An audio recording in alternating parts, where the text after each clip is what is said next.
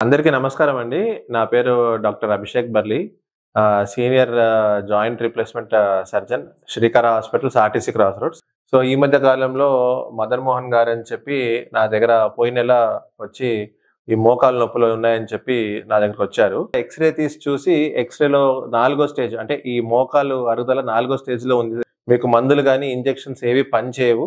ఖచ్చితంగా మోకాలు ఆపరేషన్ చేయించుకోవాలని నేను సలహా ఇవ్వడం జరిగింది. ఆపరేషన్ అయింది. మనకి హ్యాపీగా ఉన్నారు. నొప్పులు కూడా తగ్గినాయి. ఫ్రీగా నడుస్తున్నారు.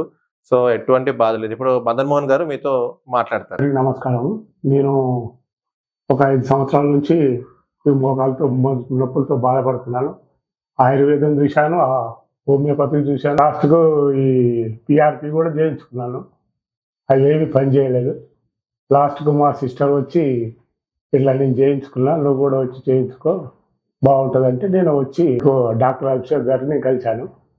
కలిస్తే "నీ పరిస్థితి ఇలా ఉన్నది. నీకు ఏ మందులు పనిచేయవు. కంపల్సరీ ఆపరేషన్ చేయవలసిందే" అని చెప్పారు. చేయించుకున్నాను. ఇప్పుడైతే ప్రస్తుతానికి బాగానే ఉంది. నొప్పులు కూడా ఏం లేవు. ఇప్పటికి 5 రోజులైంది. ఈరోజు డిశ్చార్జ్ అవుతున్నాను.